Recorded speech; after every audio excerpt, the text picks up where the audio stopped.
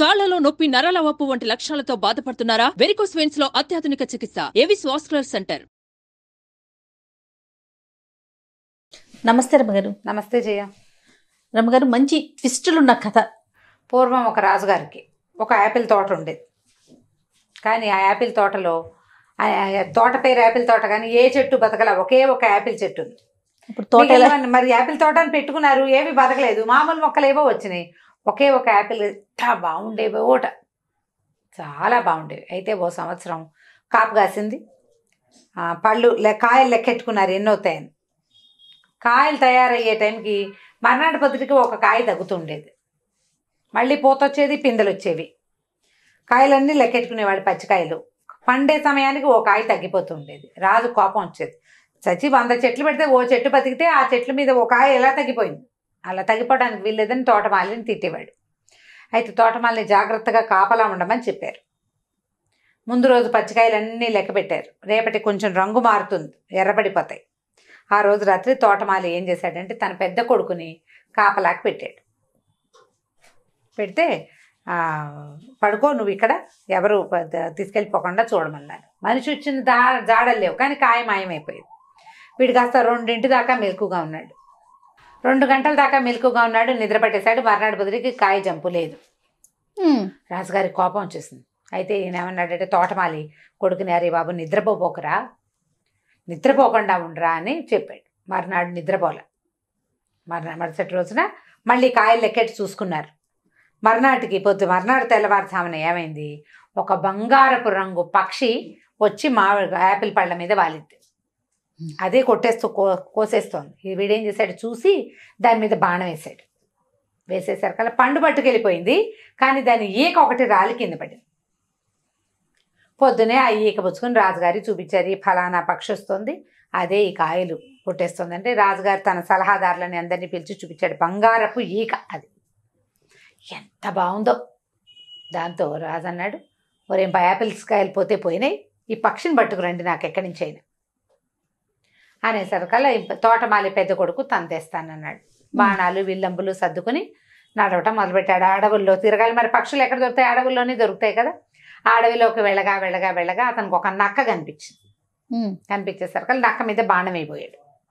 నక్కంది, నా మీద బాణం అయిపోక నేను నీకు సహాయం చేస్తాను, నువ్వు ఇలా ముందుకెళ్తే 2 సత్రాలు లాంటివి వస్తాయి. ఒకటేమో అంటే మన సత్రమే అదే, ఒకటేమో చాలా పాష్గా గ్రాండ్గా ఉంటుంది, అందులోకి వెళ్ళొద్దు. రెండోది కొంచెం పేదగా ఉంటుంది, అందులో అన్నం తిను నువ్వు అని చెప్పింది. చెప్పేసరికల్ బోడి నక్క మాట వినేది ఏమిటని వీడేం చేశాడు, బాణం లాగి పెట్టాడు, కొట్టేశాడు దాన్ని నక్కని. కానీ నక్కకి తగల, నక్క ఒక జంపు చేసి పారిపోయింది. ఓకే. వీడు అలా నడుచుకుంటూ వెళ్తే సరే మొత్తానికి ఓ చోట 2 సత్రాలు కనపడ్డాయి.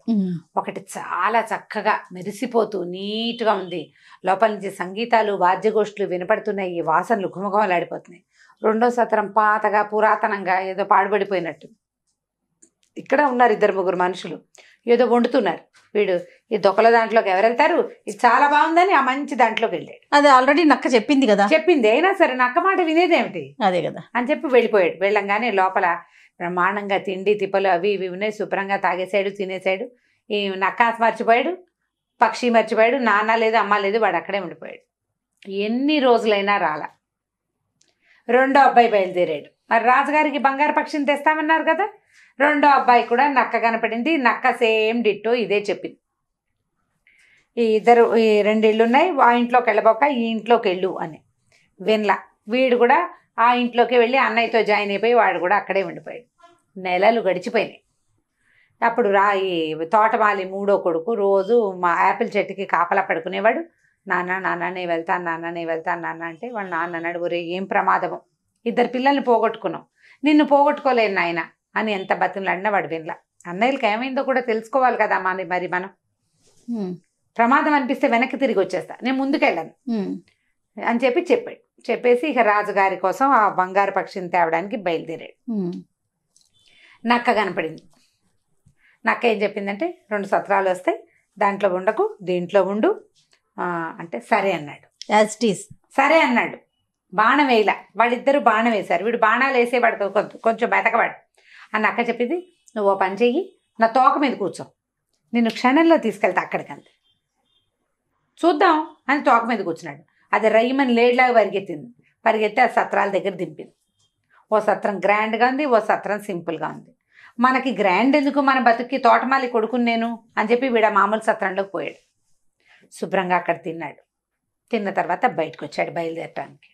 అప్పుడు నక్క ఏం చేసిందంటే, నువ్వు బాగా ముందుకెళ్ళు, నీకు ఒక పెద్ద కోట కనిపిస్తుంది దుర్గంలాగా, దుర్గంలోకి వెళ్ళు. లోపల అందరూ సైనికులు వాళ్ళు వీళ్ళు పడుకుంటారు. నువ్వు వెళ్ళేసరికి చీకటి పడిపోతుంది. అక్కడ నీకు బంగారు పక్షి కనపడుతుంది. అయితే అది ఒక కర్ర పంజరంలో పెట్టుంటుంది, పక్కనే ఒక బంగారు పంజరం ఉంటుంది. పొరపాటును కూడా ఈ పక్షిని బంగారు పంజరంలో పెట్టద్దు, కర్ర పంజరాన్ని చేత్తో పుచ్చుకొచ్చేసి అని చెప్పేసరికి సరేనన్నట్టు. ఆ తోక మీద కూర్చో, దుర్గం దగ్గరికి తీసుకెళ్తానంది. తోక మీద కూర్చున్నాడు. కూర్చోగానే అది ఈమని తీసిపోయింది. ఆ దుర్గం దగ్గర దింపింది. వీడి లోపలికి అట్లా నడుచుకుంటూ వెళ్ళాడు. అందరూ పడుకున్నారు.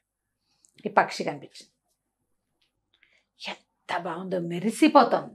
కాకపోతే దాన్ని పెట్టిన పంజరము ముక్కా చక్కగా ఉండి, ఏమిటో కట్లుగా ఉండి ఏమీ బాగుండలే. పిచ్చి పంజరంలో పెట్టారు. ఇంత అందమైన పక్షిని చక్కటి దాంట్లో పెట్టద్దు. చూస్తే అక్కడ మెరిసిపోతున్న ఒక బంగారు పంజరం కనపడింది. నక్క చెప్పింది, కానీ వీడికి ఈ కర్ర పంజరంలో ఆ పక్షిని ఉంచబుద్ధి కాల. ఎలాగైనా మార్చేద్దామనిపించింది. ఆ పక్షిని తీసి బంగారు పంజరంలో పెట్టాడు. పెట్టంగానే అది ఉకి నరిచేసి కేకలు పెట్టేసింది. ఆ పక్షి అరిచేసరికల్లా మొత్తం సైనికులంతా లేచిపోయారు, పట్టేసుకున్నారు. ఆ దుర్గన్ రాజుగారి దగ్గరికి తీసుకెళ్ళారు. రాజు అన్నాడు, నువ్వు ఈ పక్షిని పట్టుకొచ్చి చేసావు, నీకు ఈ పక్షి కావాలంటే నాకు బంగారు గుర్రం ఒకటి ఉంటుంది, ముందు ఎక్కడో దొరుకుతుంది, ఆ బంగారు గుర్రాన్ని తెచ్చిపెట్టు, ఈ బంగారు పక్షిని తీసుకెళ్ళు. బంగారు పక్షి ఎలాగూ కావాలి. సరేననుకున్నాడు. బయటికి రాగానే నక్కని చూసావా, నేను చెప్పిన మాట వినలేదు నువ్వు, సరే పోనీ కానీ ఇప్పుడైనా కూడా మళ్ళీ నా తోక మీద కూర్చో. ఇంకా ముందుకెళ్తే ఇంకో దుర్గం కనపడుతుంది, అక్కడ మనకి గుర్రం కనిపిస్తుంది. కానీ ఈ గుర్రం మీద జీను వేసి తీసుకురావాలి నువ్వు బయటికి. అక్కడ మామూలు జీను, తోలు జీను ఉంటుంది, బంగారపు జీను ఉంటుంది. మామూలు జీనే వేసి తీసుకురా, బంగారపు జీను వేయబోక అని చెప్పింది. అక్కడికి వెళ్ళాడు. ఆ బంగారపు రంగులో మెరిసిపోతుంది. దానికి తోక కూడా కుచ్చు, బంగారపు కుచ్చు.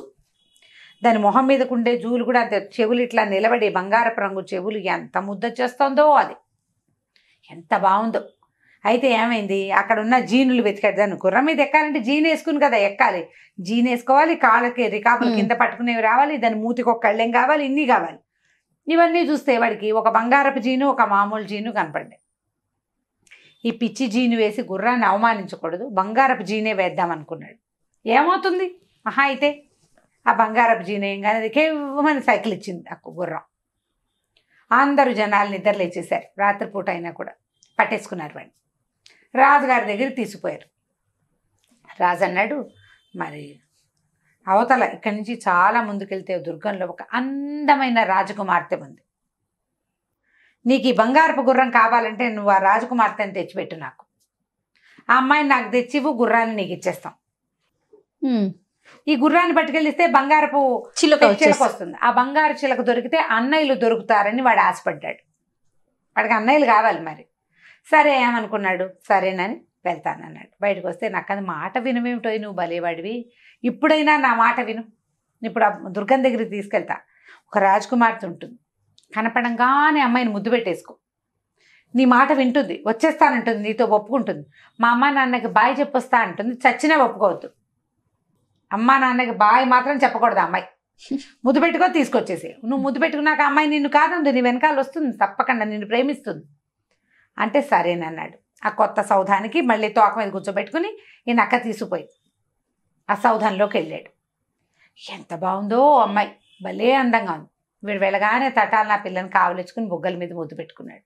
ముద్దు పెట్టుకోగానే నేను అమ్మాయి ఏమందంటే, నువ్వు నాకు ఎంతో నచ్చావు, నేను నిన్ను ప్రేమిస్తున్నాను, నీతో వచ్చేస్తాను, తీసుకెళ్ళిపో అని.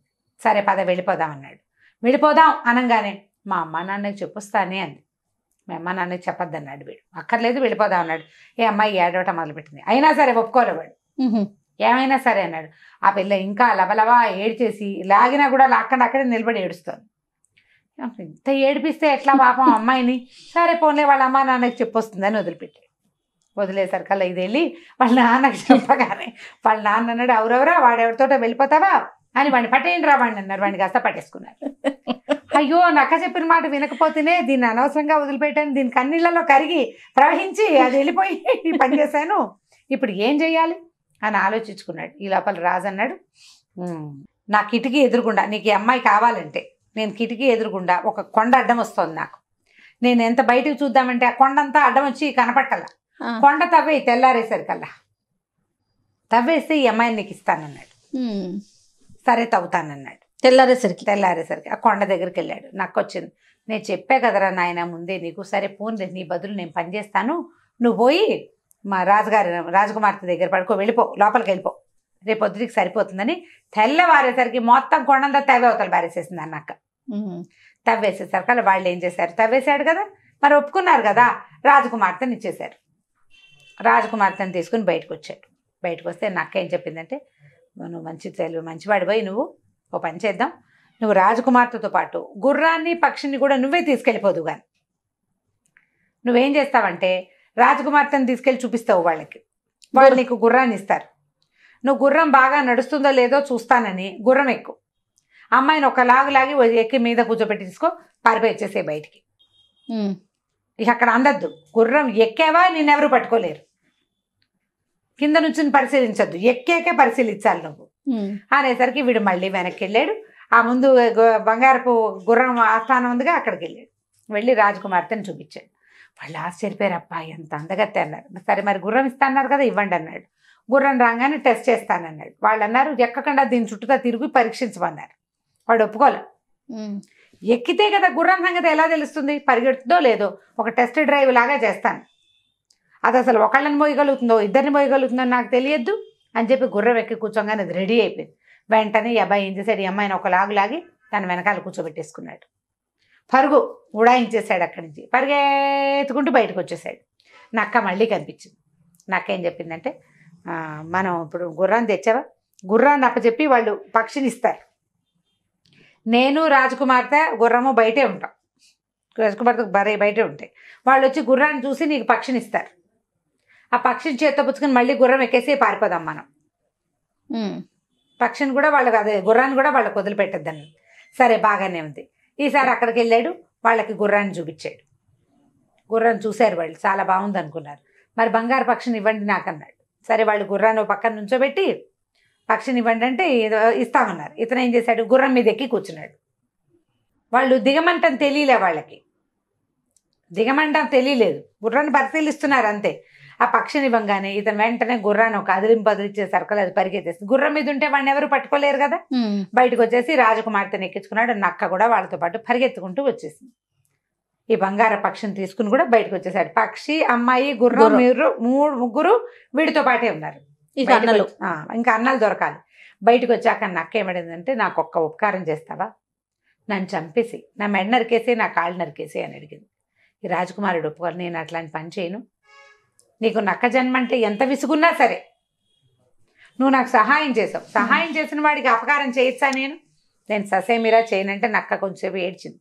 సరేలే నువ్వు చెయ్యవు, నాకు తెలుసు నువ్వు మంచివాడివి, మరి సరే ఓ పని చెయ్యి, నువ్వు వెళ్ళే దారిలో నీకు 2 సలహాలు చెప్తాను. ఎప్పుడు ఉరివేయబడుతున్న వాళ్ళని ఆపద్దు, ఉరిశిక్ష పడే వాళ్ళని ఆపడానికి ట్రై చేయొద్దు. తర్వాత నదీ ప్రాంతంలో నదీ తీరంలో పడుకోవద్దు. ఈ 2 చేయబోక జాగ్రత్తగా వెళ్ళు, ఈ అమ్మాయిని తీసుకుని వెళ్ళిపో నువ్వని. వీడు గుర్రం మీద అమ్మాయిని చక్కగా చిలకని పట్టుకుని బయలుదేరి వెళ్ళాడు. వెళ్ళేసరికల్లా ఒక ఊరు చేరేసరికల్లా, అది ఏ ఊరు, ఎక్కడైతే 2 సత్రాలు ఉన్నాయో ఆ ఊరు చేరాడు. అక్కడ జనాలంతా ఊరేగింపుగా ఎవరినో తీసుకెళ్తుంటే తీరా చూస్తే ఎవరోట 2 దొంగలట, ఆ దొంగల్ని ఊరేస్తున్నారు.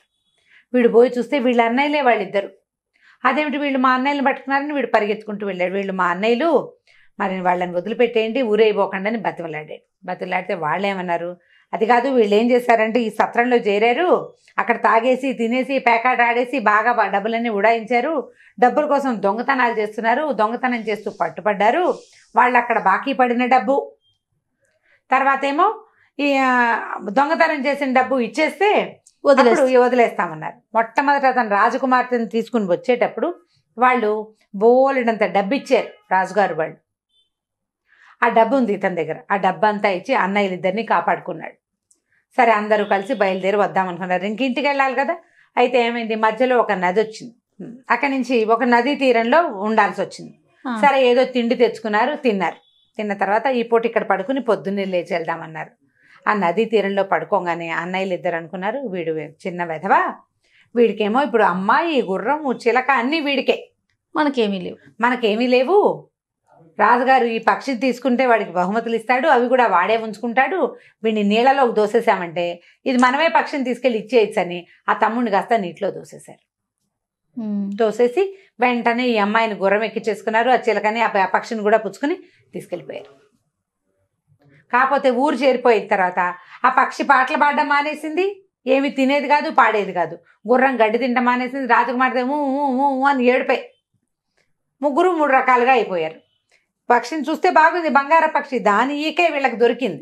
కానీ అది అంతకుముందు పాటలు పాడుతూ తిరుగుతూ ఉండేది. ఇప్పుడు రెక్కలు కూడా కదపట్ల, ఎలా కూర్చున్నది అలాగే కూర్చుని ఉంటుంది. గుర్రం గడ్డి తిందు, మక్క చిక్కిపోతుంది కదా, ఏమి తింటల్లా అది. ఈ అమ్మాయి ఏమో ఏడుస్తుంది. సరే రాజుగారు ఈ 3 వస్తువులు తన దగ్గర పెట్టుకున్నారు. వీళ్ళకి ఏవో బహుమతులు ఇచ్చాడు. ఇంతలో ఏమైంది, నీటిలో పడిపోయాడు కదా. నీటిలో పడిపోయిన వాడు లోపల ఏదో చిన్నది రాయి ఏదో ఉంటే ఆ రాయి మీద నిలబడి ఎట్లా కొట్లా ఆపుకున్నాడు. దెబ్బలు తగిలేసినాయి బాగా. ఆ పైనుంచి పడిపోయేసరికి అలా. ఇంతలో ఏమైంది, ఆ నక్క వచ్చి కేకేసింది, నువ్వేమిటి ఇక్కడ ఉన్నావు, ఏమైపోయావంటే, నువ్వు చెప్పిన మాట వినలేదు, నాకు శాస్తి అయింది, మా అన్నయ్యలు ఇద్దరు ఇలా చేశారంటే నక్క ఏం చేసింది, తన తోకని నీళ్ళలో వదిలిపెట్టి తోక పుచ్చుకుని పైకి రా అని వాడిని పైకి తీసుకొచ్చింది. పైకి తీసుకొచ్చి కాస్త స్వస్థత పడంగానే పద మీ ఇంటికి వెళ్ళిపో, వీళ్ళని ముగ్గురిని నువ్వే తెచ్చానని చెప్దు కానీ అని చెప్పి పంపించింది. పంపిస్తే వీడు మెల్లిగా తన ఊరు చేరాడు. ఊరు చేరి నక్క తీసుకుపోయిన తోక మీద ఎక్కించుకుని తీసుకెళ్ళిపోయి ఊళ్ళో వదిలిపెట్టింది. వీడు ఒక బిచ్చగాడి వేషం వేసుకుని వెళ్ళాడు. ఇతను ఊళ్ళోకి వెళ్ళంగానే రాజకుమార్తె ఏడవడం మానేసింది. ఆ బంగార పక్షికి అని సంగీతం పాడుతూ అటు ఇటు తిరుగుతూ పళ్ళు తింటోంది ఆపిల్ చెట్టు మీద. ఈ గుర్రం ఏమో హాయిగా గడ్డి మేస్తుంది, అటు ఇటు తోక ఆడిచ్చినప్పుడల్లా బంగారపు మెరుపులు మెరుస్తున్నాయి. అందరు ఆశ్చర్యపోయారు, నిన్నటి దాకా ఏమీ లేదు, ఇవాళ ఏమిటి సడన్గా వీటికి ఇది వచ్చింది అని.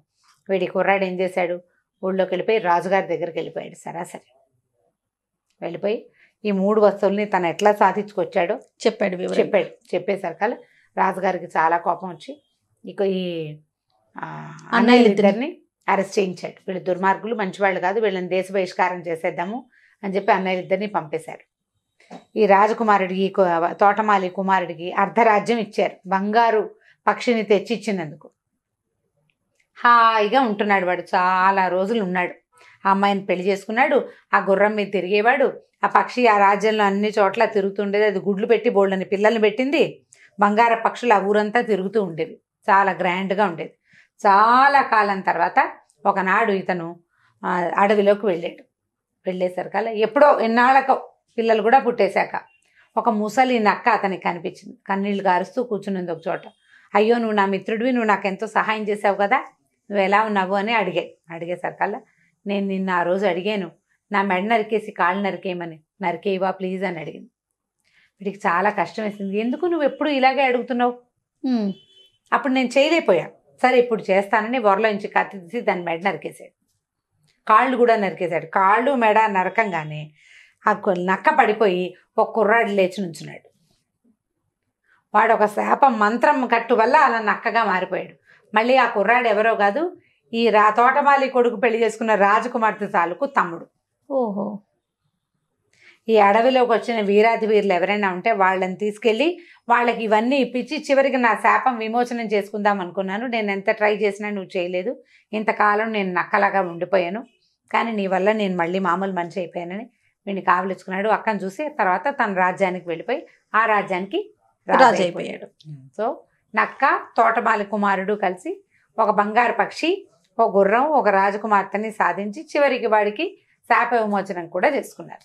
కంచికి మనం ఇంటికి. సూపర్ స్టోరీ రమ్మగారు. కాకపోతే సహజంగా మనం ప్రతి స్టోరీలో నక్కని విలనే అనుకుంటాం. అవును, కానీ ఇక్కడ చూడండి చక్కగా భలే హెల్ప్ చేసింది హీరో అన్నమాట. అదే.